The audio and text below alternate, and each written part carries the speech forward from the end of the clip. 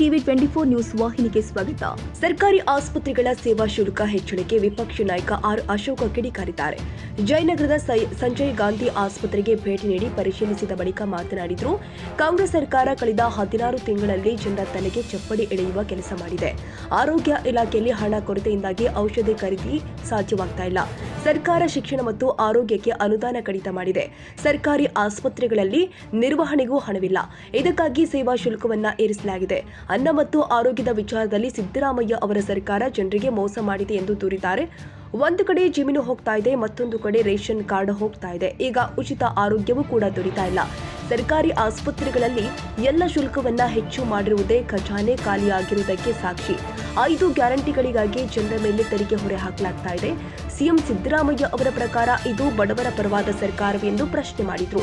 ಮೂಡ ಹಗರಣದ ನಂತರ ಸಿಎಂ ಸಿದ್ದರಾಮಯ್ಯ ಮಾನಸಿಕ ಸ್ಥಿಮಿತ ಕಳೆದುಕೊಂಡು ಜನರ ಮೇಲೆ ತೆರಿಗೆ ಹಾಕ್ತಿದ್ದಾರೆ. ಲಂಚ ಇದ್ರೆ ಮಾತ್ರ ವಿಧಾನಸೌಧಕ್ಕೆ ಪ್ರವೇಶ ಎಂಬ ಸ್ಥಿತಿ ಇದೆ. ಆರೋಗ್ಯ ಸೇವೆಯನ್ನ ಸಂಪೂರ್ಣ ಉಚಿತವಾಗಿ ಕೊಡಬೇಕು. ಇದರ ಮೇಲೂ ಸರ್ಕಾರ ವಕ್ರ ದೃಷ್ಟಿ ಬೀರಿದೆ ಎಂದು ಆಕ್ರೋಶ ಹೊರಹಾಕಿದ್ದಾರೆ. ರಾಜ್ಯದಲ್ಲಿರ್ತಕ್ಕಂಥ ಕಾಂಗ್ರೆಸ್ ಸರ್ಕಾರ, ಸಿದ್ದರಾಮಯ್ಯನವರ ಸರ್ಕಾರ ಬಂದಂಥ 16 ತಿಂಗಳಲ್ಲಿ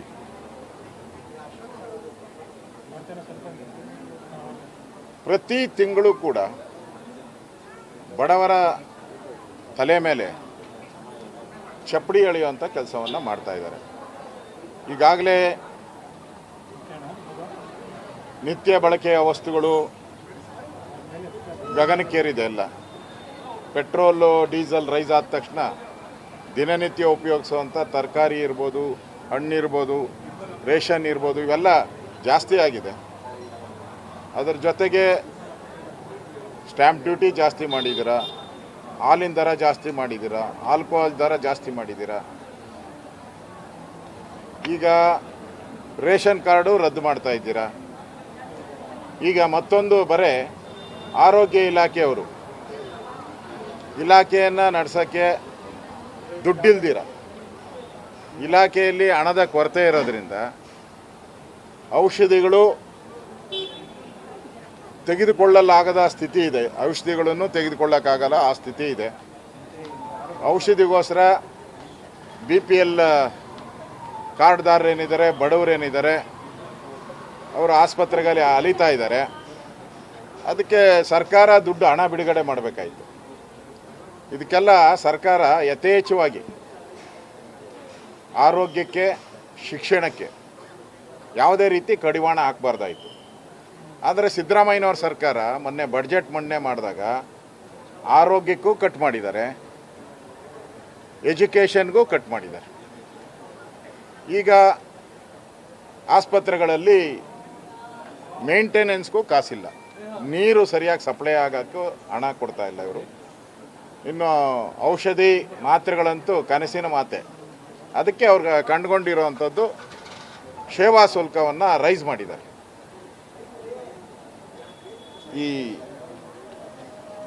ಈಗ ಅನ್ನದ ಮೇಲೆ, ಆರೋಗ್ಯದ ಮೇಲೆ, ಅನ್ನ ಆರೋಗ್ಯ ಎರಡರ ಮೇಲೂ ಕೂಡ ಸಿದ್ದರಾಮಯ್ಯನವರ ಸರ್ಕಾರ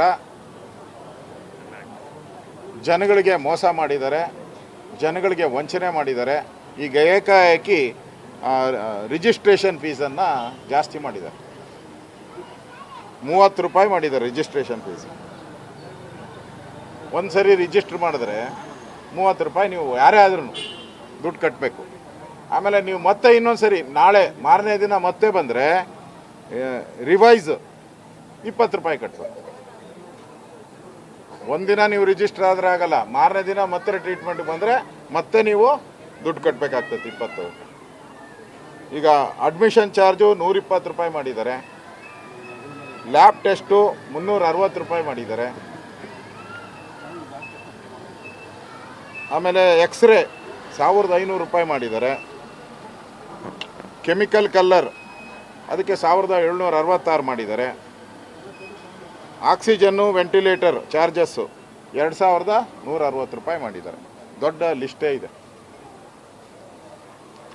ಬಡ ರೋಗಿಗಳು ಈಗಾಗಲೇ BPL ಕಾರ್ಡ್ ರದ್ದಾಗಿ ಒಂದು ಕಡೆ ಕಷ್ಟ ಅನುಭವಿಸ್ತಾ ಇದ್ದಾರೆ.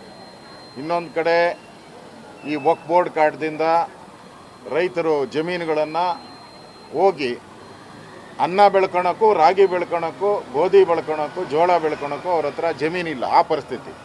ಒಂದು ಕಡೆ ಜಮೀನು ಹೋಗ್ತಾ ಇದೆ, ಇನ್ನೊಂದು ಕಡೆ ರೇಷನ್ ಕಾರ್ಡ್ ಹೋಗ್ತಾ ಇದೆ, ಇನ್ನೊಂದು ಕಡೆ ಇಲ್ಲ ಆಸ್ಪತ್ರೆಗೆ ಏನಾನ ಬಂದು ಟ್ರೀಟ್ಮೆಂಟ್ ತಗೊಳ್ಳೋಣ ಅಂದರೆ ಅಲ್ಲೂ ಬೆಲೆ ಏರಿಕೆಯ ಬರೆಯನ್ನು ಎಳೆದಿದ್ದೀರ. ಸಿದ್ದರಾಮಯ್ಯನವರ ಸರ್ಕಾರ ನಾನು ಬಡವ್ರ ಪರ ಅಂತಾರ. ಇದೇನಾ ನಿಮ್ಮ ಬಡವ್ರ ನೀತಿನ?